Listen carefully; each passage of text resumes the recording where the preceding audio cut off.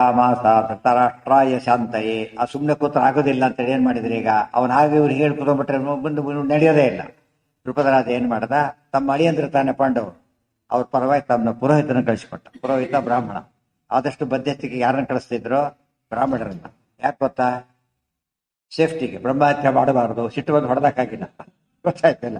ಮತ್ತು ಕೆಲವರು ಕಳಿಸ್ಬೇಕಾದ್ರೆ ಒಂದು ಎದುರು ವ್ಯವಸ್ಥೆ ಇರ್ತದೆ. ಯಾವುದೋ ಒಂದು ಕಮಿಟಿ ಫಾರ್ಮ್ ಮಾಡಿದಾಗ ಜನರಲಿ ಯಾರಿಗೆ ಕೊಡ್ತಾರೆ ಅದನ್ನ? ಚೇರ್ಮನ್ಶಿಪ್ನ ಜಡ್ಜಸ್ಸಿಗೆ ಕೊಡ್ತಾರೆ, ರಿಟೈರ್ಡ್ ಜಡ್ಜಸ್ಸಿಗೆ ಕೊಡ್ತಾರೆ. ಯಾಕೆಂತ ಕೇಳಿದ್ರೆ ನ್ಯಾಯಬದ್ಧವಾಗಿರ್ತಾರೆ, ಕಾನ್ಸೆಪ್ಟ್ ಹಿನ್ನೆಲೆ ಇದೆ. ಆ ಅರ್ಥದಲ್ಲಿ ಬ್ರಾಹ್ಮಣರಿಗೆ ಯಾವುದು ಏನಿಲ್ಲ, ಅವರಿಗೆ ವೆಸ್ಟೆಡ್ ಇಂಟ್ರೆಸ್ಟ್ ಇಲ್ಲ. ಕ್ಷತ್ರಿಯರನ್ನು ಕಳಿಸಿದ್ರೆ ಅವನು ಪಾರ್ಟಿ ಆಗ್ತಾರೆ, ತನಗೂ ರಾಜ್ಯ ಬೇಕಾದ್ರೆ ಶೇರ್ ಕೇಳ್ತಾರೆ. ಬ್ರಾಹ್ಮಣರು ಕೇಳೋದಿಲ್ಲ. ಅದಕ್ಕೆ ಅಂತ ಕೇಳಿದ್ರೆ ಅವ್ರು ರಾಜ್ಯ ಆಡೋ ಪ್ರಶ್ನೆ ಬರೋದಿಲ್ಲ, ಅದರಿಂದ ಕೇಳೋದಿಲ್ಲ. ಅದಕ್ಕೆ ಥರ್ಡ್ ಪಾರ್ಟಿ ಆಗ್ತಾರೆ. ಇನ್ನೊಂದಷ್ಟು ಥರ್ಡ್ ಪಾರ್ಟಿನೂ ಆಗ್ತಾರೆ ಮತ್ತು ಲರ್ನೆಡ್ ಪಾರ್ಟಿ ಆಗ್ತಾರೆ. ಇವ್ರಿಗೆ ಜಾಸ್ತಿ ಓದ್ದವ್ರು. ಯಾವ್ದಾದ್ರು ಕಮಿಟಿಗಳು ಮಾಡ್ಬೇಕಾದ್ರೆ ಎಜುಕೇಶನ್ ಡಿಪಾರ್ಟ್ಮೆಂಟ್ನಲ್ಲಿ ಇವ್ರನ್ನ ಮಾಡೋದಿಲ್ಲ. ಯಾರನ್ನ? ಬೇರೆ ಕೆಲಸ ಮಾಡೋರು ಮಾಡೋದಿಲ್ಲ. ಎಕ್ಸಿಕ್ಯೂಟಿವ್ ಜಾಬ್ನವ್ರು ಮಾಡೋದಿಲ್ಲ, ಟೀಚಿಂಗ್ ಜಾಬ್ನವ್ರು ಮಾಡ್ತಾರೆ. ಆ ವಿಷಯ ಮಾಡ್ಬೇಕಾದ್ರೆ ಅವ್ರನ್ನ ಮಾಡ್ತಾರೆ, ಇವ್ರು ಮಾಡೋದಿಲ್ಲ. ಯಾಕೆಂದ್ರೆ ಅದರ ಕ್ವಾಲಿಫಿಕೇಶನ್ ಸೇಮ್ ಆಗಿದ್ರು ಕೂಡ ಏನಿದೆ, ಎಕ್ಸ್ಪರ್ಟೈಸ್ ಜಾಸ್ತಿ ಇದೆ ಅವರಿಗೆ. ಅದಕ್ಕೋಸ್ಕರ ಬ್ರಾಹ್ಮಣರಲ್ಲಿ ಅದು ಗೌರವ ಆ ದೃಷ್ಟಿಯಿಂದ ಕಳಿಸ್ತಾ ಇದೆ. ಸ್ವಪುರೋಹಿತ ದ್ರುಪದ ಪ್ರೇಷಯಾಮಾಸ ಧೃತರಾಷ್ಟ್ರಾಯ ಶಾಂತಯೇ. ಶಾಂತಿ ಅಂದ್ರೇನು? ವಿವಾದ ಆಗಬಾರ್ದು, ವಿವಾದ ಮುಗಿದಾಗಬೇಕು. ವಿವಾದ ಶಾಂತಯೇ. ಮುಗಿಸಿದ್ದಾರೋ ಇಲ್ಲೋ ಅಂತ ವಿವಾದ ಇದೆಯಲ್ಲ, ವಿವಾದ ಮುಗಿಬೇಕು ಅಂತ ಹೇಳಿಕೊಂಡು ಅತ್ತ ಕಳಿಸಿಕೊಟ್ಟ. ಪ್ರೇಷಯಾಮಾಸ ಧೃತರಾಷ್ಟ್ರಾಯ. ಧೃತರಾಷ್ಟ್ರನಿಗೋಸ್ಕರ ಕಳಿಸಿಕೊಟ್ಟ. ಸಗತ್ವಾ ಧೃತರಾಷ್ಟ್ರಂ ತಂ ಭೀಷ್ಮ ದ್ರೋಣಾದಿಭಿರ್ಯುತಂ ಉವಾಚ ನ ವಿರೋಧಸ್ತೆ ಉತ್ಪಾದ್ಯೋ ಧರ್ಮಸೂನುನಾ. ಆತ ಹೋಗಿ ಹೇಳಿದ, ಇಷ್ಟು ದ್ರುಪದರಾಜನ ಪುರೋಹಿತನ ಮಾತುಗಳು ಮುಂದಿನ. ಸಹ ಗತ್ವಾ ಧೃತರಾಷ್ಟ್ರಂ ತಂ ಭೀಷ್ಮ ದ್ರೋಣಾದಿಭಿಯುತಂ ಉವಾಚ ನ ವಿರೋಧ ತೇ ಉತ್ಪಾದ್ಯ ಧರ್ಮಸೂನುನಾ. ಆತ ಹೋಗಿ ಹೇಳಿದ, ಭೀಷ್ಮ ದ್ರೋಣಾದಿಭಿರ್ಯುತಂ. ಏಕಾಂತಲ್ಲಿ ಹೇಳಲಿಲ್ಲ, ಸಭೆ ಯಾರ್ಯಾರು ಕೂತಿದ್ದಾರಲ್ಲಿ ಭೀಷ್ಮ ದ್ರೋಣರು ಧೃತರಾಷ್ಟ್ರಾದಿಗಳೆಲ್ಲ ಇದ್ದಾರೆ, ಅವ್ರ ಮುಂದೆ ಹೇಳಿದ. ಉವಾಚ ನ ವಿರೋಧಸ್ಯ ಉತ್ಪಾದ್ಯೋ ನ ವಿರೋಧಸ್ತೆ ಉತ್ಪಾದ್ಯ ಧರ್ಮಸೂನುನ. ತೇ ನಿನ್ನಿಂದ ಧರ್ಮಸೂನುನ ವಿರೋಧ ನಾವು ಇಲ್ಲದ ವಿರೋಧ ಕಟ್ಕೊಳಕ್ ಹೋಗಬೇಡ. ಸರಿಯಾಗಿ ಮುಗಿಸಿದ್ದಾರೆ, ಮೊದಲು ಮಾಡಿದ್ದೇ ತಪ್ಪು, ಎಂಬುದಿದೆ, ಕೊಟ್ಟು ಮುಗಿಸಿಬಿಡು ಅಂತ ಹೇಳಿ. ಯಸ್ಯ ಭೀಮಾರ್ಜುನೌ ಯೋಧೌ ನೇತಾ ಯಶ್ಚ ಜನಾರ್ದನಃ ಧೃತಾಸ್ತೆ ಭೀಮ ನಿಹತಾಃ ಜರಾಸಂಧಾದಯೋ ಅಖಿಲಾಃ. ಯಸ್ಯ ಭೀಮಾರ್ಜುನೌ ಯೋಧೌ ನೇತಾ ಯಶ್ಚ ಜನಾರ್ದನಃ ಶ್ರುತಾಃ ತೇ ಭೀಮ ನಿಹತಾಃ ಜರಾಸಂಧಾದಯಃ ಅಖಿಲಾಃ. ಹೇಳೋ ಮಾತುಗಳು ನೋಡು. ಯಾರ ಜೊತೆ ವಿರೋಧ ಕಟ್ಕೊತಿದ್ದೀವಿ ಯೋಚನೆ ಮಾಡು ಅಂತ ಹೇಳ್ತಾರೆ. ಯಸ್ಯ ಭೀಮಾರ್ಜುನೌ ಯೋಧೌ. ಧರ್ಮರಾಜ ಯುದ್ಧಕ್ಕೆ ಬರ್ತಾನೆ. ಪ್ರಧಾನ ಯುದ್ಧ ಮಾಡೋದು ಯಾರೋ? ಭೀಮಾರ್ಜುನರು. ಭೀಮಾರ್ಜುನೌ ಯೋಧೌ ನೇತಾ ಯಶ್ಚ ಜನಾರ್ದನ. ನೇತಾರ ಯಾರಾಗಿದ್ದಾನೆ? ಕೃಷ್ಣ ಇದ್ದಾನೆ. ಎಚ್ಚರಿಕೆ ಕೊಡ್ತಾರೆ ಧರ್ಮರಾಜ. ಆತ ಮೊದಲಿಗೆ. ಭೀಮಾರ್ಜುನರು ಯುದ್ಧ ಮಾಡೋರು, ಇದೆಲ್ಲ ಅಧಿಪತಿಯಾಗಿ ಕೂತಿರೋದು ಕೃಷ್ಣ. ಶ್ರುತಾಸ್ತೆ ಭೀಮನಿಹತಾಹ. ಅವರು ವಿರೋಧ ಮಾಡ್ತೀಯ ನೀನೀಗ. ಮಧ್ಯೆ ಮಧ್ಯೆ ನ್ಯೂಸ್ ಕಲೆಕ್ಟ್ ಮಾಡಿದ್ದೀಯಲ್ಲ, ವನಪರ್ವದಲ್ಲಿ ಏನೇನಾಯಿತು ಅಂಥೇಳಿ. ನೀವು ಗೊತ್ತಿರೋ ವಿಚಾರಗಳೇ ಇದೆಯಲ್ಲ. ಜರಾಸಂಧಾದಯ ಅಖಿಲಾಹ ಭೀಮನಿಹತಾಹ. ಯಾರು ಜಗತ್ತಿಗೆ ಸಮಸ್ಯೆಯಾಗಿದ್ದರು ಅದನ್ನೆಲ್ಲ ಕೊಂದಿದ್ದಾರೋ? ಭೀಮಸೇನ. ಜರಾಸಂಧಾದಯ. ಇನ್ನು ಕಂಸ ನನ್ನ ಕೃಷ್ಣ ಕೊಂದಿದ್ದಾನೆ. ಅರ್ಜುನ ಕಾಲಕ್ಕೆ ಅವನ್ನೆಲ್ಲ ಕೊಂದು ಹಾಕಿದ್ದಾನೆ. ಇಷ್ಟೆಲ್ಲ ದೊಡ್ಡ ಇತಿಹಾಸ ಇದೆ ಅವ್ರ ಹಿಂದೆ. ಅವ್ರದ್ದು ಇಂಥ ದೊಡ್ಡ ಟೀಮ್ ಅದು ಒಂದು. ಶ್ರುತಾಸ್ತೆ ಭೀಮನಿಹತಾಹ ಜರಾಸಂಧಾದಯೋ ಅಖಿಲಾಹ. ಒಂದು ಸ್ಥಿತಿಯಲ್ಲೂ ಕೂಡ ಇವರು ಸೋತಿಲ್ಲ. ಯಾವ ಅಕೇಶನ್ಲೂ ಇವರು ಸೋಲು ಬಂದಿಲ್ಲ ಇವರಿಗೆ. ಅಖಿಲಾಹ ಆಗಿದ್ದ ಅಖಿಲರು ಅಂತ ಹೇಳಿದಾಗ ಎಲ್ಲ ಒಟ್ಟಾಗಿ ಬಂದಾಗಲೂ ಗೆದ್ದಿದ್ದಾರೆ, ಇದು ಮಾಡಿದ್ದಾರೆ. ಇವರು ಒಟ್ಟಾಗಿ ಎಲ್ಲ ಕಾಲೂ ಗೆಲುವೆ ತಂದಿದ್ದಾರೋ, ಸೋಲು ಬಂದೇ ಇಲ್ಲ. ಯಥಾಚ ರುದ್ರವಚನಾದವಧ್ಯ ರಾಕ್ಷಸಾಧಿಪಾ ತೀರ್ಥ ವಿಘ್ನಕರಾ ಸರ್ವೇ ತೀರ್ಥಾನ್ಯಾಚ್ಛಾದ್ಯ ಸಂಸ್ಥಿತಾ. ಭಾರಿ ಇಂಪಾರ್ಟೆಂಟ್ ಸ್ಪೆಷಲ್ ಅಂತ ಹೇಳ್ತಾರೆ. ಯಥಾನ ರುದ್ರವಚನಾತ್ ಯಥಾಚ ರುದ್ರವಚನಾತ್ ಅವಧ್ಯಾ ರಾಕ್ಷಸಾಧಿಪಾ. ರಾಕ್ಷಸರ ಗುಂಪಿತ್ತು. ರುದ್ರವಚನ ಅಂದರೆ ರುದ್ರವರ. ರುದ್ರದೇವರಿಂದ ವರದಿಂದಾಗಿ ತೀರ್ಥವಿಘ್ನಕರ ಸರ್ವೇ ತೀರ್ಥಾನಿ ಆಚ್ಛಾದ್ಯ ಸಂಸ್ಥಿತಾ. ತೀರ್ಥಕ್ಷೇತ್ರನ ಅಲ್ಲಿ ಸೆಂಟರ್ ಮಾಡ್ಕೊಂಡ್ಬಿಟ್ರು ಅವರೆಲ್ಲ. ರಾಕ್ಷಸರೆಲ್ಲ ತೀರ್ಥಕ್ಷೇತ್ರ ಸೆಂಟರ್ ಮಾಡಿಕೊಂಡು ಜನರು ನಾಶ ಮಾಡ್ತಾ ಇದ್ದಾರೆ. ತೀರ್ಥಾನಿ ಆಚ್ಛಾದ್ಯ. ತೀರ್ಥಗಳು ಬೇರೆ ಯಾರೂ ಬರೋಂಗಿಲ್ಲ, ಬಂದರೆ ಕೊಂದು ಹಾಕಿಬಿಡು. ಈ ವ್ಯವಸ್ಥೆ ಮಾಡಿಕೊಟ್ಟು ಅದು ಕೀ ಪಾಯಿಂಟ್ಸ್. ಈಗ ಟೆರರಿಸ್ಟ್ ಎಲ್ಲ ಆರಿಸ್ತಾರಲ್ಲ, ಎಲ್ಲೆಲ್ಲ ಆರಿಸೋದಿಲ್ಲ ಅವರು.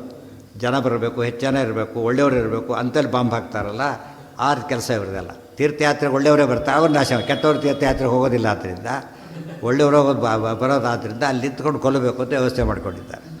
ಜರಾಸಂಧಾದಯೋ ಅಖಿಲಾಹ ಯಥಾಚ ರುದ್ರವಚನಾತ್ ಅವಧ್ಯ ರಾಕ್ಷಸಾಧಿಪಾಹ. ರಾಕ್ಷಸರು ಅಧಿಪಾರು, ಅವರಲ್ಲೂ ಕೂಡ ಮುಖಂಡರು. ಜರಾಸಂಧಾದಿಗಳು ಬರೀ ರಾಕ್ಷಸರಲ್ಲ, ಮುಖಂಡರವರು. ತೀರ್ಥವಿಘ್ನಕರಾಹ ಸರ್ವೇ.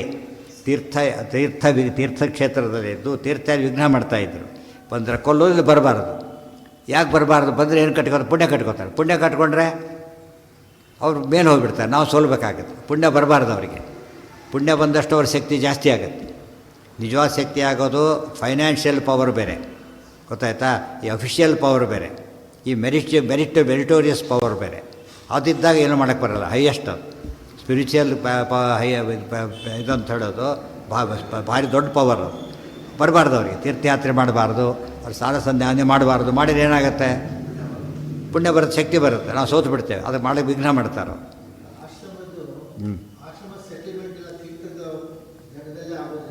ಹಾಂ ಏನ ಮಾಡಿ ತೀರ್ಥಕ್ಷೇತ್ರಗಳೇ ಇರೋದು. ಹೌದು ಹೌದು ಹೌದು. ಅದು ತೀರ್ಥಯಾತ್ರೆ ಬರಬಾರ್ದು ಅಂದರೆ ಇವೆಲ್ಲ ಪುಣ್ಯ ಕಾರ್ಯ ಮಾಡಬಾರ್ದು. ಅವರು ತಪಸ್ಸು ಮಾಡಬಾರ್ದು, ಯಜ್ಞಯಾಗ ಮಾಡಬಾರ್ದು, ಪಾಠ ಪ್ರವಚನ ಮಾಡಬಾರ್ದು. ಅದು ಮಾಡಿದರೆ ಅವರು ಸ್ಟ್ರಾಂಗ್ ಆಗ್ತಾರೆ. ಮಾಡಬಾರ್ದು ಅವರಿಗೆ. ಉಪವಾಸ ಹಾಕಿದರೆ ಶಕ್ತಿ ಕುಂದುತ್ತಲ್ಲ, ಹಾಗೆ ಉಪವಾಸ ಹಾಕಿದರೆ ದೇಹದ ಶಕ್ತಿ ಕುಂದುತ್ತೆ. ಪುಣ್ಯ ಕಾರ್ಯ ಬಿಟ್ಟರೆ ಸ್ಪಿರಿಚುವಲ್ ಪವರ್ ಕಡಿಮೆ ಆಗುತ್ತೆ. ಕಡಿಮೆ ಮಾಡಿ ಹೊಡಿಲಿಕ್ಕೆ ಬರುತ್ತೆ. ಆಮೇಲೆ ಅವ್ರು ವೀಕ್ ಆಗಿಬಿಡ್ತಾರೆ, ಹೊಡಿಬೋದು ಅಂತ ಅವ್ರ ಲೆಕ್ಕ. ಕಲಿಯುಗದಲ್ಲಿ ಯಾತಕ್ಕೆ ಪುಣ್ಯ ಕಾರ್ಯಗಳು ವಿಘ್ನ ತರ್ತಾರೆ ಸಾಮಾನ್ಯವಾಗಿ ಅಂತ ಕೇಳಿದರೆ, ಒಳ್ಳೆ ಗ್ರಾಂಡ್ ದಿವಸ ನೀರು ಕಟ್ ಮಾಡಿಬಿಡ್ತಾರೆ. ಪ್ರತಿ ಸರ್ತಿ ಏನಾರು ಅಂತ ಹಿಡಿಸ್ತಾರೆ ಬಿಡಿ, ಎಲ್ಲರಲ್ಲೂ ಕೈ ಕೊಡಬೇಕು, ಆ ರೀತಿ ಮಾಡ್ತಾರೆ. ಅಂದರೆ ಅವ್ರಿಗೆ ಉದ್ದೇಶಪೂರ್ವಕ ಮಾಡ್ತಾರೆ ಅಂತಲ್ಲ. ಕೆಲವ್ರು ಮಾಡ್ಬೋದು, ಬೇರೆ ವಿಚಾರ. ಕೆಲವ್ರು ಮಾಡಿಸ್ಬೋದು ಕೂಡ. ಆದರೆ ಕೆಲವ್ರದ್ದು ಏನಾಗಿ ಕಲಿ ನ್ಯಾಚುರಲಿ ಏನು ಮಾಡ್ತಾನೆ ಆ ಥರ ಸೆಟ್ ಮಾಡ್ತಾರೆ. ಆ ಕಾಲಕ್ಕೆ ಅನುಕೂಲ ಮಾಡೋಕ್ಕಂದ್ರೆ ಮಾಡಬಾರ್ದು. ಇದು ಆಚರಣೆ ಮಾಡೋದು ಯಾರು? ಇವ್ರು ಮಾಡಬಾರ್ದು. ಈ ಥರ ಒಂದು ವ್ಯವಸ್ಥೆ ಮಾಡ್ತಾರೆ. ಈ ಸದ್ಯಕ್ಕೆಲ್ಲ ಇದು ನಡೀತು. ಮುಂದೆ ಓಪನ್ನಾಗಿ ಶುರು ಮಾಡಿಬಿಡ್ತಾರೆ ಅವೆಲ್ಲ, ಓಪನ್ ಫೈಟ್ಗಳು. ಒಳ್ಳೆ ವ್ಯವಸ್ಥೆ ಬಂದಾಗ ಕೆಲವು ಒಳ್ಳೆಯವರು ಇರ್ತಾರೆ ಪಾಪ, ಆ ಕಾಲಕ್ಕೆ ಸರಿಯಾಗಿ ಅಡ್ಜಸ್ಟ್ ಮಾಡಿಬಿಡ್ತಾರೆ. ಅಂಥವ್ರು ಇದ್ದಾರೆ, ಎಷ್ಟೋ ವರ್ಗ ನಡೆಯುತ್ತೆ, ಅದು ಕೂಡ ನಡೆಯುತ್ತೆ. ಯಥಾಚ ರುದ್ರವಚನಾದ ಅವಧ್ಯ ರಾಕ್ಷಸಾಧಿಪಾಹ ತೀರ್ಥ ವಿಘ್ನಕರಾಸ್. ತೀರ್ಥ ಅಂಬುದು ಶಾಸ್ತ್ರ ಅಂತ ಇನ್ನೊಂದು ಅರ್ಥ. ಆನಂದ ತೀರ್ಥ ಇತ್ತು ಅಂಬರವಂ ಭಂಗರಹಿತಂ ಅಜಡಂ ಬಲಂ ಸದಾ ಆನಂದ ತೀರ್ಥಮತುಲಂ ಭಜೆ ತಾಪತ್ರಯಾಪ. ಪಾಠ ಪ್ರವಚನ ಆಗಬಾರ್ದು, ಹಾಗೆ ಮಾಡ್ತಾರೆ. ತೀರ್ಥ ವಿಘ್ನಕರ ಸರ್ವೆ. ಸಾಮಾನ್ಯವಾಗಿ ಗಲಾಟೆಗಳಾದ ತಕ್ಷಣ ಏನು ಮಾಡ್ತಾರೆ? ಶಾಲಾ ಕಾಲೇಜ್ ಬಂದ್ ಅಂದ್ಬಿಡ್ತಾರೆ. ಶಾಲಾ ಕಾಲೇಜ್ ಬಂದಾದ ತಕ್ಷಣ ಏನಾಗುತ್ತೆ? ಅಲ್ಲಿಗೆ ಎಜುಕೇಷನ್ ಅಫೆಕ್ಟ್ ಆಗುತ್ತೆ. ಎಜುಕೇಷನ್ ಅಫೆಕ್ಟ್ ಆದರೆ ಅವ್ರ ನಾಲೆಡ್ಜ್ ಕಡಿಮೆ ಆಗುತ್ತೆ, ಅವು ಮೋಸ ಮಾಡೋದು ಸುಲಭ ಆಗುತ್ತೆ ಅಂತ ಅರ್ಥ. ತೀರ್ಥ ವಿಘ್ನಕರ ಸರ್ವೇ ತೀರ್ಥಾನಿ ಆಚ್ಛಾದ್ಯ ಸಂಸ್ಥಿತಾ. ಆಚ್ಛಾದ್ಯ ಅಂದ್ರೇನು? ತಮ್ಮ ಕಂಟ್ರೋಲಿಗೆ ತೊಗೊಂಬಿಟ್ಟು ಇಟ್ಕೊಂಡ್ಬಿಟ್ಟಿದ್ದಾರೆ. ಎಷ್ಟು ಜನ ಇದ್ರು ಗೊತ್ತಾ ಅವರು? ತಿಸ್ರಃ ಕೋಟ್ಯ ಮಹಾವೀರ್ಯಾ ಭೀಮೇನೈವ ನಿಷೂದಿತಾ. 3 ಕೋಟಿ ರಾಕ್ಷಸರು. 3 ಕೋಟಿ ರಾಕ್ಷಸರು. ಪಾಂಡವರು ತೀರ್ಥಯಾತ್ರೆ ಮಾಡ್ತಾ ಮಾಡ್ತಾ ಏನು ಮಾಡಿದರು? ಭೀಮಸೇನ ಎಲ್ಲ ಕೊಂದ್ಕೊಂಡ್ಕೊ ಹೋಗ್ತಾರೆ, ಎಲ್ಲ ಫ್ರೀ ಮಾಡ್ತಾ ಹೋದರು. ಇದೆಲ್ಲ ವನವಾಸದಿಂದ ಎಷ್ಟು ದೊಡ್ಡ ಸಾಧನೆ ಮಾಡಿದ್ದಾರೆ. ಅಷ್ಟು ತೀರ್ಥಕ್ಷೇತ್ರಗಳೆಲ್ಲ ಕೂಡ ಪವಿತ್ರವಾಗಲಿಕ್ಕೆ ಶುರುವಾಯಿತು. ಇವತ್ತು ಯಾರೂ ತೀರ್ಥಯಾತ್ರೆ ಮಾಡೋಕೆ ಇರ್ತಿರಲಿಲ್ಲ ನಾವು. ಆ ಕೆಲಸ ಮುಗಿಸಿದ್ರಿಂದ ಇವತ್ತು ಎಲ್ಲ ಸೇಫಾಗಿ ಹೋಯಿತು. ಅಂದರೆ ಶಾಸ್ತ್ರ ತೀರ್ಥನೂ ಉಳಿಸಿದರು, ಈ ತೀರ್ಥ 2 ತೀರ್ಥನೂ ರಕ್ಷಣೆ ಮಾಡಿದ್ದವರು. ಮಧ್ಯದಲ್ಲಿ ಬರುತ್ತೆ ಏನಂತ? ತೀರ್ಥಜಾತ ಮುಭಯಂಚ ಧರಣ್ಯಾಂ. ಆಚಾರ್ಯ ಯಾತ್ರೆ ಮಾಡ್ತಾ ಮಾಡ್ತಾ ಬದ್ರಿ ಕಡೆ ಹೊರಟಾಗ 2 ತೀರ್ಥನ ಉದ್ಧಾರ ಮಾಡಿದರು ಅಂತ ಹೇಳ್ತಾರೆ. ತೀರ್ಥಕ್ಷೇತ್ರನ ಪ್ಯೂರಿಫೈ ಮಾಡಿದರು, ಗೊತ್ತಾಯ್ತಾ? ಇನ್ನೊಂದನ್ನು ಶಾಸ್ತ್ರಗ್ರಂಥಗಳನ್ನು ಪ್ರಕ್ಷೇಪಾದಿಗಳನ್ನು ತೆಗೆದುಹಾಕಿಬಿಟ್ಟು ಶುದ್ಧ ಮಾಡಿದರು. ಈಗ 2ರಲ್ಲೂ ಕೂಡ 2 ತೀರ್ಥನೂ ಶುದ್ಧ ಮಾಡಿದರು ಅಂತ ಹೇಳ್ತಾರೆ. ಲೋಕಾನಾಂ ನಿಷೂದಿತಾ ತಿಸ್ರಃ ಕೋಟ್. ಇದು ಆ ತೀರ್ಥ ಬುದ್ಧಿಶುದ್ಧಿಗೆ ಬೇಕು, ಈ ತೀರ್ಥ ಆಚಾರ ಶುದ್ಧಿಗೆ ಬೇಕು. ಆಚಾರ ಉಳಿಸ್ಕೋಬೇಕಾದ್ರೆ ತೀರ್ಥಕ್ಷೇತ್ರ ಇರಬೇಕು, ಜ್ಞಾನ ಬೆಳೆಸ್ಬೇಕಾದ್ರೆ ಗ್ರಂಥಗಳಿರಬೇಕು. 2ನ್ನೂ ಹಾಳು ಮಾಡಿದರು, 2ನ್ನೂ ಸರಿ ಮಾಡಿದರು. ಭ್ರಾತೃಣಾಂ ಬ್ರಾಹ್ಮಣಾನಾಂಚ ಲೋಕ ಗಲಾಟೆ ಮಾಡ್ತಿರ್ತಾರೆ. ಇನ್ನು ಸೆಪ್ಟೆಂಬರ್ ಬಂತು, ಟೆಕ್ಸ್ಟ್ ಬುಕ್ಕೇ ಬಂದಿಲ್ಲ, ಹುಡುಗರು ಯಾಕೆ ಓದ್ತಾರೆ ಅಂತ ಹೇಳೋದಿಲ್ಲ. ಟೆಕ್ಸ್ಟ್ ಬುಕ್ ಅಂದರೆ ಏನದು? ಪಠ್ಯಗ್ರಂಥಗಳು. ಇಲ್ಲದೆ ಹೋದರೆ ಎಜುಕೇಷನ್ ಮುಂದುವರಿಯೋದಿಲ್ಲ. ಶಾಸ್ತ್ರದಲ್ಲಿ ಸ್ಪಿರಿಚುವಲ್ ನಾಲೆಡ್ಜ್ ಇಂಪ್ರೂವ್ ಆಗಬೇಕಾದ್ರೆ ಶಾಸ್ತ್ರಗ್ರಂಥಗಳಿರಬೇಕು, ಸರಿಯಾಗಿರ್ಬೇಕು. ಜೊತೆಗೆ ಹಿತೈಷಿಣ ತಿಸ್ರಃ ಕೋಟ್ಯೋ ಮಹಾತೆ ವೀರ್ಯಾ ಭೀಮೇನೈವ ನಿಷೂದಿತಾ. ಭ್ರಾತೃಣಾಂ ಬ್ರಾಹ್ಮಣಾನಾಂಚ ಲೋಕಾನಾಂಚ ಹಿತೈಷಿಣ. ಸೋದರಿಗೆ ಹಿತ ಆಗಬೇಕು, ಬ್ರಾಹ್ಮಣರಿಗಾಗಬೇಕು, ಜನಗಳಿಗಾಗಬೇಕು, ಎಷ್ಟು ಬ್ರಾಡ್ ಪರ್ಪಸ್ ಇದೆ. ಲೋಕೋದ್ಧಾರ ಅಂದರೆ ಇದು. ಆ ರೀತಿ ಮಾಡಿದ್ದರಿಂದ ಇವತ್ತೆಲ್ಲ ತೀರ್ಥಯಾತ್ರೆ ಮಾಡೋಕ್ಕಾಗಿದೆ. ಭೀಮನ ಶಕ್ತಿ ಗೊತ್ತಾಯ್ತು ಎಷ್ಟು ಅಂಥೇಳಿ ಆತಗೆ ಅನ್ಯಾಯ ಮಾಡ್ತೀಯ, ವಿರೋಧ ಮಾಡ್ತೀಯ ಅಂತ ಕೇಳ್ತಾರೆ. ಭ್ರಾತೃಗಳು ಇವರೆಲ್ಲ ಇದ್ದಾರಲ್ಲ ಜೊತೆಗೆ, ಪಾಂಡವರು ಉಳಿದವರೆಲ್ಲ ಧರ್ಮ ತೀರ್ಥಯಾತ್ರೆಗೆ ಹೊರಟ ಮಾಡಕ್ಕೆ ಬರೋಲ್ಲ, ಇವರೆಲ್ಲ ಸೇರ್ಕೊಂಡಿದ್ದಾರೆ ರಾಕ್ಷಸರಲ್ಲಿ. ಒಂದು ಬೆಸ್ಟ್ ಎಕ್ಸಾಂಪಲ್ ಅಂದರೆ ಕುಂಭಾಸಿ ಅಂತಿದೆ. ಅಲ್ಲಿ ಕುಂಭಾಸರೊಬ್ಬ ರಾಕ್ಷಸ ಇದ್ದಂತೆ.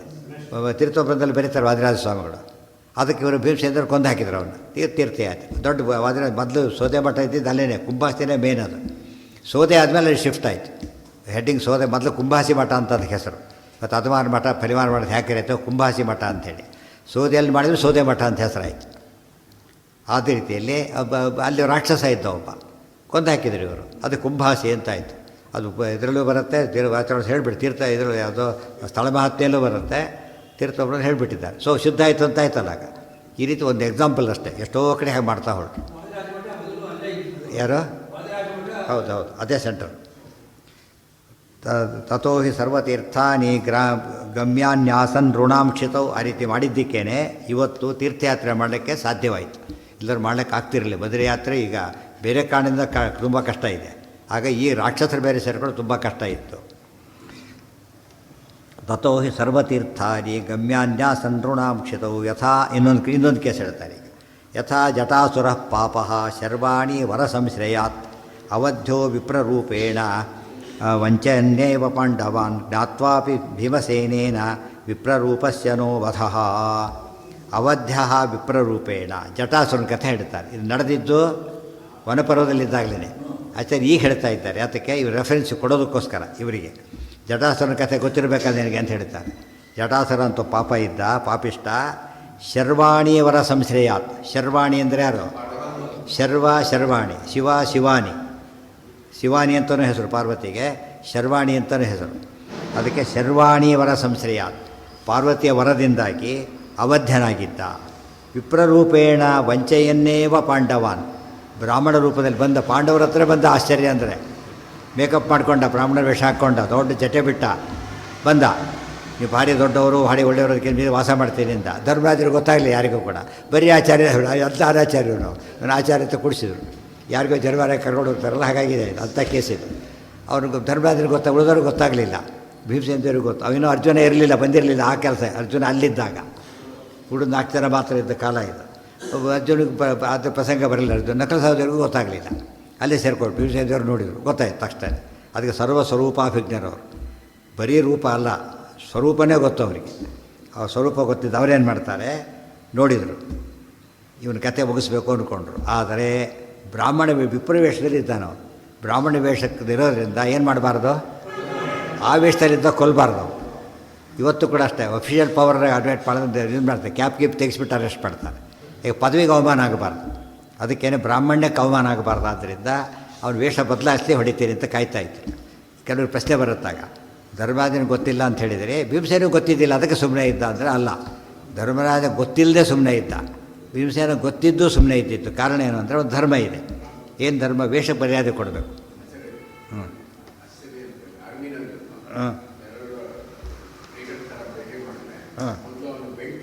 ಅದು ಹೇಳಿದ್ದೇನೆ, ಅದೇ ಹೇಳಿದ್ದು. ಇವತ್ತು ಕ್ಯಾಪ್ ತೆಗೆಸೋ, ಬೆಲ್ಟ್ ತೆಗೆಸೋ, ಅಫಿಷಿಯಲ್ ಪವರ್ ಹೋಯ್ತು ಅಂತ ಅರ್ಥ.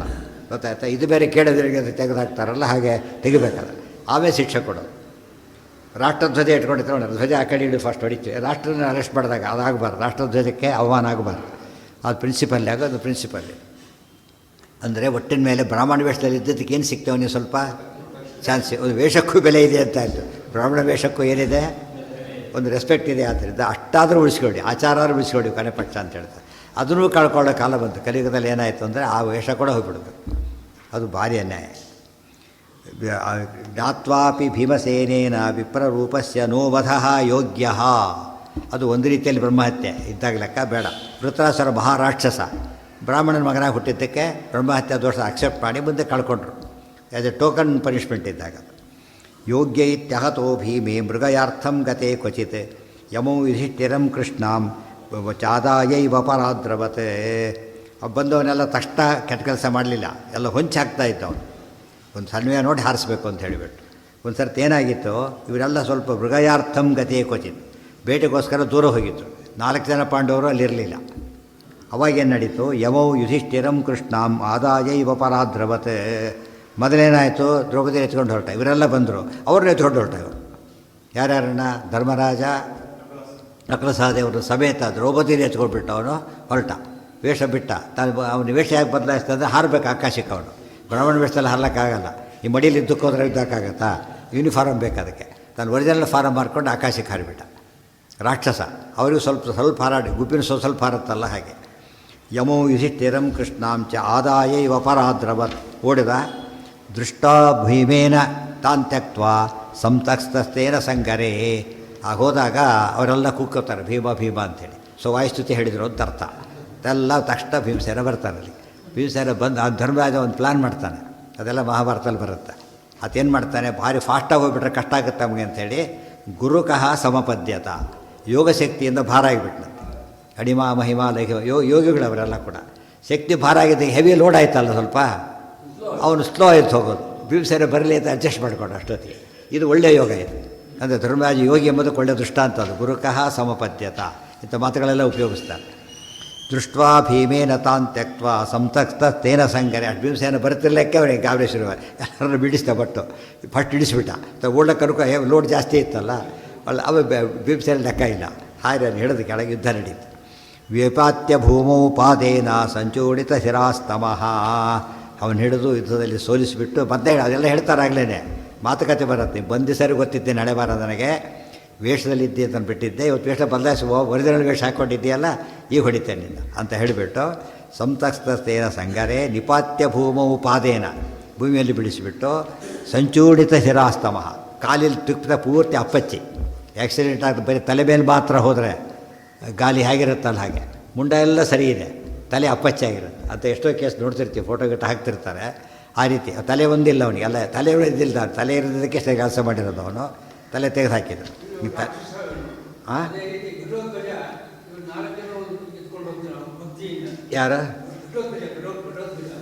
ಯಾರು ಕರ್ಕೊಂಡು ಹೋಗ್ತಾರೆ? ಅದೇ ಆ ಪ್ರಸಂಗ ಹಾಕ್ಬೇಕೀಗ.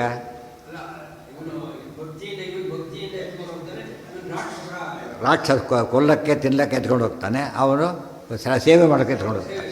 ರಾಕ್ಷಸರಿಗೆ ಹಾರೋ ಶಕ್ತಿ ಇದೆ ಅವ್ರದ್ದು. ಒಳ್ಳೆಯ ರಾಕ್ಷಸರಾದ್ದರಿಂದ ಸಹಜ ಯೋಗಿ, ಒಳ್ಳೆಯ ಯೋಗಿಗಳು. ಇವನ್ನೆಲ್ಲ ದುಷ್ಟ ಇವರು. ನಿಪಾತ್ಯ ಭೂಮೌ ಪಾದೇನ ಸಂಚೂರ್ಣಿತ ಶಿರಾಸ್ತಮಃ, ತಲೆ ಪುಡಿಯಾಗಿ ಚೂರ್ಣಿತ ಸಂಚೂರ್ಣಿತ, ಪೂರ್ತಿ ಕ್ರಶ್ ಆಗಬೇಕು ಅವನ ತಲೆ, ತುಳಿದ್ರೆ ಪೂರ್ತಿ ಮುಗಿದೋಯ್ತು ಕಥೆ. ಜಗಾಮ ಯಾರ್ಯಾರನ್ನ ಭೀಮಸೇನ ಹೇಗೆ ಕೊಂದ ಅದಿಷ್ಟು ಲೆಟ್ ಪಾಯ್ ಮಾಡ್ಕೊಂಡು ಓದ್ತಾ ಹೋಗಬೇಕು. ಯಾರ್ಯಾರನ್ನು ಹೇಗೆ ಕೊಂದಿದ್ದು ಯಾರನ್ನ ಫಸ್ಟು, ಹ್ಯಾಕೆ ಕೊಂದಿದ್ದು ಎರಡೇದು. ಯಾಕೆ ಅವಾಗ ಗೊತ್ತಾಗೋದು, ಒಂದು ರೀತಿಯಲ್ಲಿ ಕೊಂದಿಲ್ಲ, ಎಲ್ಲ ಡಿಫ್ರೆಂಟ್ ವೆರೈಟಿಯಲ್ಲಿ ಕೊಂದಿರೋದು. ಒಂದೇ ರೀತಿಯಲ್ಲಿ ಕೊಂದರೆ ಏನಾಗುತ್ತೆ, ಕೆಲವು ಕಳ್ಳನ ಹಿಡಿಬೇಕಾದ್ರೆ ಪೊಲೀಸ್ ಏನು ಮಾಡ್ತಾರೆ ಗೊತ್ತಾ, ಡೆತ್ ಸಿಮಿಲಾರಿಟಿ ನೋಡ್ತಾರೆ. ಹಾಗೆ ಅವನೇ ಕಳ್ತನ ಮಾಡಿರ್ಬೇಕು. ಕಿಟಕಿ ಮಾಡಿದ್ರೆ ಕಿಟಕಿ ಕಳ್ಳರೆ ಬೇರೆ, ಮತ್ತು ಮೇಲೆ ಬಟ್ಟೆ ಎತ್ಕೊಂಡು ಹೋಗೋ ಕಳ್ಳರು ಬೇರೆ, ಒಳಗೆ ಬರೋ ಕಳ್ಳರು ಬೇರೆ, ನೋಟ್ ಕದಿಯೋರು ಬೇರೆ, ಆಭರಣ ಕದಿಯೋರು ಬೇರೆ. ಆ ಲಿಸ್ಟ್ ಪ್ರಕಾರ ಅವ್ರು ಹುಡುಕ್ತಾರೆ, ಸಿಕ್ಬಿಡ್ತಾರೆ ಅವರು. ಆದರೆ ಟ್ರೆಂಡ್ ಆಗಿರುತ್ತೆ ಅಂತ ಅರ್ಥ, ಟ್ರೆಂಡ್ ಅವರು. ಆ ದೃಷ್ಟಿಯಿಂದ ಸರಿಯಾಗಿ ಹುಡುಕಿಬಿಟ್ಟು ಇವನು ಕೊಂದು ಹಾಕಿದರು. ಜಗಾಮ ಕಿಮುತೆ ಪುತ್ರಾಹ ಅಂದಮೇಲೆ ಸಂಚೂಡಿತ ಶಿರಾಸ್ತಮಃ. ಭೀಮಸೇನ ಜರಾಸಂಧನ ಕೊಂದಿದ್ದ ಹಾಗೆ ಸೀಡಿ ಹಾಕಿ, ಬಕಾಸುರನ ಕೊಂದಿದ್ದ ಹಾಗೆ ಒಂದು ಕಾಲ ಮೇಲೆ ಕಾಲಿಟ್ಟು ಎರಡು ಹೋಳು ಮಾಡಿ ಬಿಸಾಕಿಬಿಟ್ಟು, ಆಮೇಲೆ ಇವನು ಕೀಚಕನ್ನು ಇದು ಮಾಡಿಕೊಂಡು ಎಲ್ಲ ಸೇರಿಸಿ ಪ್ಯಾಕ್ ಮಾಡಿತ್ತು. ಇವನು ಕೊಂತಿರೋದು ಕಾಲಿಗೆ ತೊಳೆದು, ಇನ್ನೊಬ್ಬರು ಗರಗಾರ ತಿಳಿಸಿ ಅಸ್ತ್ರ ಸತ್ತೋದವನು ಹಿಡಿಂಬಾಸುರ. ಅದು ಬೇರೆ ಬೇರೆ ಒಂದೇ ರೀತಿ ಕೊಲ್ಲೋದಿಲ್ಲ. ದುಶ್ಯಾಸನ ಕೊಂದಿದ್ದು ಎದೆ ಬಗೋದು, ತೊಡೆ ಮುರಿದು. ಅಂದರೆ ಅದು ಆಲ್ರೌಂಡ್ ಅಂತ ಅರ್ಥ. ಯಾರ್ಯಾರು ಯಾವ ರೀತಿ ಶಿಕ್ಷೆ ಕೊಡಬೇಕು ಆ ರೀತಿ ಪ್ರಪೋರ್ಷನಲ್ ಕೊಡೋ ವೈಶಿಷ್ಟ್ಯ. ಅರ್ಜುನಂದ್ರಲ್ಲಿ ಹಾಗಲ್ಲ, ವ್ಯತ್ಯಾಸ ಇದೆ. ಬರೀ ಆತ ಏನು ಬೇಕು, ಯಾವ ರೂಲ್, ಶಸ್ತ್ರಾಸ್ತ್ರ ಬೇಕೇ ಬೇಕು.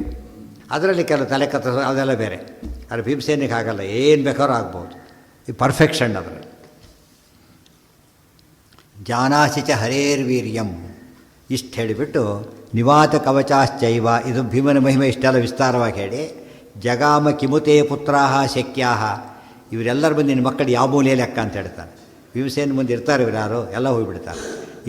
ಇತಿ ಸ್ಮಃ ನಿವಾತ ಕವಚಾಶ್ಚೈವ ಹತಃ ಪಾರ್ಥೇನ ತೇ ಶ್ರುತಾಃ. ನಿವಾತ ಕವಚ ಅರ್ಜುನ ಮಹಿಮೆ. ಈಗ ಭೀಮಾರ್ಜುನರು ಇಬ್ಬರನ್ನು ಹೊಗಳಿದ್ದರಿಂದ ಭೀಮನ ಮಹಿಮೆ ವಿಸ್ತಾರವಾಗಿ ಹೇಳಿ, ಅರ್ಜುನ ಮಹಿಮೆಗೆ ದೊಡ್ಡ ಯಾವುದೋ ಪ್ರಾಕ್ಟಿಕಲಿ ಇರೋದು ಯಾವುದೋ ನಿವಾತ ಕವಚರ ವಧೆ. ಅಂಥವ್ರನ್ನ ಇಂದ್ರದೇವರು ಮೂಲ ರೂಪದಿಂದ ಕೊಂದಿರಲಿಲ್ಲ. ಅಂತರ ಅವತಾರ ರೂಪದಲ್ಲಿ ಕೊಂದನಲ್ಲ, ಎಷ್ಟು ಶಕ್ತಿ ಇರಬೇಕು ಅರ್ಜುನನಿಗೆ, ಯೋಚನೆ ಮಾಡು. ನಿನ್ನ ಮಕ್ಕಳು ಸಾಟಿ ಆಗ್ತಾರಾ? ಅದೆಲ್ಲ ಹೇಳಿದರು. ಜಾನಾಚಿಚ ಹರೇರ್ವೀರ್ಯಂ. ಇನ್ನು ಕೃಷ್ಣನ ಬಗ್ಗೆ ಹೇಳಬೇಕಾ? 3 ಜನದ ಹೆಸರು ಹೇಳಿದ, 3 ಜನದ ಹೇಳ್ತಾನೆ ಈಗ. ಜಾನಾಚಿಚ ಹರೇರ್ವೀರ್ಯಂ ಯಸ್ಸೇದ ಬಖಿಲಂ ವಶೇ. ಇಡೀ ಜಗತ್ತು ಅವನ ಕೈಲಿದೆ. ವಶೇನ ಕಶ್ಯಾಪಿ ಯೋಜಿತೋ ವಿಜಿತಾಖಿಲ. ವಶೇ ಅವನ ಅಧೀನದಲ್ಲಿದೆ, ಸ್ವತಂತ್ರ. ಯಾರ್ಯಾರು? ಬ್ರಹ್ಮರುದ್ರ ಶಕ್ರಾದ್ಯಂ. ಬ್ರಹ್ಮದೇವರು ಬ್ರಹ್ಮದೇವರು ಸೃಷ್ಟಿಕಾರಕರು, ರುದ್ರದೇವರು ಲಯಕಾರಕರು, ಶಕ್ರ 3 ಲೋಕದ ಅಧಿಪತಿ. ಅವರ ಮತ್ತೆ ಚೇತನಾತ್ಮಕ, ಎಲ್ಲ ಚೇತನ ಎಲ್ಲ ಜಡ. ಗೊತ್ತಾಯ್ತಾ? ಚೇತನಾತ್ಮಕ ವಿಧಾಯಾಧಾಯ ಭುಂಜತೆ. ಅವ್ಯಾಕೃತ ಗೃಹಸ್ಥಾಯ ನಮೋ ನಾರಾಯಣಾಯತೆ. ಅಟ್ ಸಮರ್ಥ ಕೃಷ್ಣ. ಆದ್ದರಿಂದ ತಸ್ಮಾದೇತೈ ಪಾಲಿತಸ್ಯ ಧರ್ಮಜಸ್ಯ ಸ್ವಕಂ ವಸು ದೀಯತಾಮಿತಿ ತೇನೋಕ್ತೋ ಧೃತರಾಷ್ಟ್ರೋ ನ ಚಾಕರೋ. ತಸ್ಮಾತ್ ಏತೈ ಪಾಲಿತಸ್ಯ ಧರ್ಮಜಸ್ಯ ಸ್ವಕಂ ವಸು. ಇದು 3 ಜನ ಕಾಪಾಡ್ತಿದ್ದಾರೆ ಧರ್ಮರಾಜನನ್ನು. ಇಟ್ಕೊಳ್ಳೋಕ್ಕಾಗುತ್ತೆ ನಿನ್ನ ಕೈಲೇ, ಕೊಟ್ಬಿಡು ಅಂತ ಹೇಳ್ತಾರೆ. ದೀಯತಾಮಿತಿ ತೇನೋಕ್ತಃ ಧೃತರಾಷ್ಟ್ರೋ ನ ಚಾಕರು. ಆ ಧೃತರಾಷ್ಟ್ರ ಕೇಳಲಿಲ್ಲ. ಧೃತರಾಷ್ಟ್ರನ ಯಾತಕ್ಕೆ ಕೇಳಿದ? ಅವರ ಅಪ್ಪ, ಎಲ್ಲರ ಅಪ್ಪ ಆದ್ದರಿಂದ ಇದು ರೈಟ್ ಇತ್ತು, ಕೇಳಿದ. ಒಪ್ಪಲಿಲ್ಲ. ನೋಡ್ಕೊಂಬೋಣ ಅಂತ ಅವಾಯ್ಡ್ ಮಾಡಿ ಕಳಿಸಿಬಿಟ್ಟ. ಆತ ವಾಪಸ್ ಹೊರಟ. ಮುಂದೇನಾಯಿತು ಅಂಬುದನ್ನು ಹೇಳ್ತಾರೆ. ಅಲ್ಲಿ ಒಂದು ಘಟ್ಟ ಮುಗೀತು. ಈಗ ಉದ್ಯೋಗ ಪರ್ವದ ಮೊದಲ ಘಟ್ಟ ಇದು. ಅನಂತರ ಏನೇನಾಗುತ್ತೆ ಹೇಳ್ತಾರೆ. ಅದು ನಾಳೆಯಿಂದ ಪಾಠ ಇರೋದಿಲ್ಲ, 1 ವಾರ ಊರಲ್ಲಿರೋದಿಲ್ಲ. ಮತ್ತು ಗೀತಾ ಜಯಂತಿ ಬರೋದು, ಅಂದರೆ ಮುಂದಿನ ಭಾನುವಾರ ಇರುತ್ತೆ ಪಾಠ. ಏನೋ ಪ್ರೋಗ್ರಾಮ್ ಇದೆ ವಿದ್ಯಾಪೀಠದಲ್ಲಿ? ಹಾಂ, ಗೀತಾ ಇದ್ದೇನೇನಿದೆ ವಾರ ಎಷ್ಟೊತ್ತಿಗೆ? 7 ಇದೆ ಅಂತ. ಆದರೆ ಅದು ಬೇಡ, ಅದು ಪಾಠ ಇರೋದಿಲ್ಲ. ಜಾಸ್ತಿ ಬರೆದಿವ್ಸ ಪಾಠ ಇರೋದಿಲ್ಲ. ಅಂದರೆ ಅದು 4, 5, 6ನೇ ತಾರೀಕಿಂದ ಪಾಠ, ಮಂಗಳವಾರದಿಂದ. ಅಂದರೆ ಎಷ್ಟು ದಿವಸ ಆಯ್ತಲ್ಲಿ ಸರಿಯಾಗಿ? 9 ದಿವಸ ಪಾಠ ಇರೋದಿಲ್ಲ. 9 ದಿವಸ ಇರೋದಿಲ್ಲ. ಆಮೇಲೆ ಉದ್ಯೋಗ ಪರ್ವ ಮುಂದುವರಿ.